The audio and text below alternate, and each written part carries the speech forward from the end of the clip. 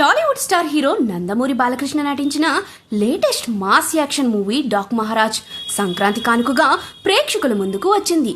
భారీ అంచనాల నడుమ ఈ సినిమా ఇవాళ ప్రేక్షకుల ముందుకు వచ్చింది. బాబీ దర్శకత్వంలో వచ్చిన ఈ మూవీ ఎలాంటి టాక్ ను అందుకుందో జనాలు ఏమంటున్నారో ఒకసారి తెలుసుకుందాం. ఇటీవలే బాలయ్య మంచి ఫామ్ లో ఉన్నారు. 2023లో వీరసింహారెడ్డితో సంక్రాంతి బరిలో దిగి విజయాన్ని అందుకున్న బాలయ్య ఇప్పుడు డాక్ మహారాజ్ తో ప్రేక్షకుల ముందుకు వచ్చారు. మరి డాకుతో బాలయ్య విజయ పరంపర కొనసాగిందా? బాబీ బాలయ్యను ఎంత కొత్తగా చూపించారు? డాకు మహారాజ్ సంక్రాంతి బోనికి కొట్టాడా లేదా? ఈ మూవీ స్టోరీ ఏంటో ఈ వీడియోలో తెలుసుకుందాం. సీతారాం తన కూతురుతో ప్రశాంతమైన జీవితాన్ని గడుపుతూ ఉంటాడు. మరోవైపు మైనింగ్ కింగ్ అన్యాయంగా ప్రజలను దోచుకుంటూ ఉంటాడు. ఓ ఇష్యూతో బాబీ డియోల్ వల్ల ఓ సమస్యను ఫేస్ చేస్తూ ఉంటాడు. ఈ క్రమంలో డాక్ మహారాజు ఎవరు? పెద్దలను దోచుకుని పేదలకు సహాయం చేస్తుండే ఈ డాక్ మహారాజుకు సీతారాంకు ఉన్న సంబంధం ఏమిటి? మధ్యలో నానాజీ ఎవరు? సీతారామే డాకు మహారాజ్. నానాజీ ముగ్గురు వేర్వేరేనా ఒకరేనా? ఫ్లాష్ బ్యాక్ మైనింగ్ కింగ్ గా పిలువబడే అతనికి డాక్ మహారాజుకు ఉన్న లింక్ ఏమిటి? దోచుకోవడానికే కాకుండా ప్రజలను కాపాడేందుకు డాకు మహారాజు ఏం చేశాడు? శిష్ట రక్షణ కోసం కత్తిపట్టిన డాకు మహారాజు చివరకు దుష్ట శిక్షణ ఎలా చేశాడో తెలియాలంటే ఈ సినిమా చూడాల్సిందే. ఒక పాయింట్ చుట్టే కథ మొత్తాన్ని తిప్పడం బాబీ మార్క్ స్టైల్. గత చిత్రం వాల్తేరు వీరయ్య సినిమా తర్వాత బాలయ్యతో సినిమా చేస్తుండటం, దానికి డాక్ మహారాజ్ టైటిల్ పెట్టడంతో ఈ సినిమాపై అంచనాలు ఆకాశాన్ని అంటాయి.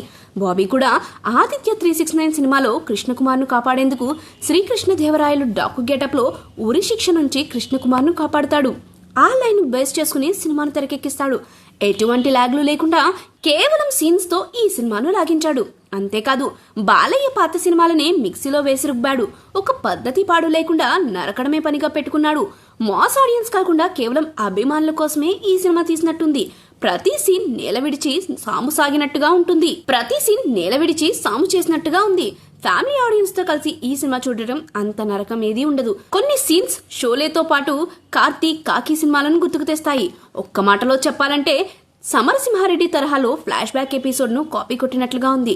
మరొక వైపు గుర్రం హీరోను గుర్తుపట్టే ప్రీ క్లైమాక్స్ సీన్ మాత్రమే ఆకట్టుకుంది. మరోవైపు హీరోకు ధీటైన విలన్ పాత్రలో బాబీ డియోల్ మలుచుకున్నాడు. అక్కడక్కడ లాజిక్ లేకుండా సినిమాను లాగించాడు. తమన్ ఈ సినిమాకు అందించిన ఆర్ఆర్ మాత్రమే బాగుంది. పాటలేమంత ఆకట్టుకునేలా లేవు. ప్రేక్షకులు వాట్సాప్, ఫేస్బుక్, ఇన్స్టాగ్రామ్ చూసుకోవడానికి సాంగ్స్ ఉపయోగపడ్డాయి. ఈ సినిమాలో ఎడిటర్ ఫస్ట్ హాఫ్ లో అరగంట కట్ చేసినా సినిమాకు పెద్దగా వచ్చిన నష్టమేమీ లేదు. సినిమాటోగ్రఫీ, నిర్మాణ విలువలు బాగున్నాయి. మొత్తంగా బాలయ్యతో రొటీన్ రివెంజ్ ఫార్ములానే తెరకెక్కించాడు. ఇక ఈ మూవీలో నటించిన ప్రతి ఒక్కరూ తమ పాత్రకు న్యాయం చేశారు. డాక్ మహారాజు పాత్రలో బాలయ్య ఒదిగిన తీరు అద్భుతం. బాబీ డియోల్ తన పరిధి మేరకు విలన్ గా రాణించాడు. శ్రద్ధా శ్రీనాథ్, ప్రజ్ఞా జైస్వాల్ కథ ప్రకారం వారి పాత్రలకు న్యాయం చేశారు. ఊర్వశి రౌచేలా ఏదో ఐటమ్ సాంగ్ కోసం పెట్టినట్లే ఉంది. మిగిలిన నటీనటులు తమ పరిధి మేరకు రాణించారు. ఇక ప్లస్ పాయింట్స్ చూస్తే డాకు మహారాజు బాలయ్య హై వోల్టేజ్ యాక్షన్, నిర్మాణ విలువలు, తమన్ ఆర్ఆర్. మైనస్ పాయింట్స్ అయితే routine story, screen play, songs, first half, editing. చివరిగా చెప్పాలంటే మూవీ బాలయ్య ఫ్యాన్స్ ను బాగా ఆకట్టుకుంటుంది.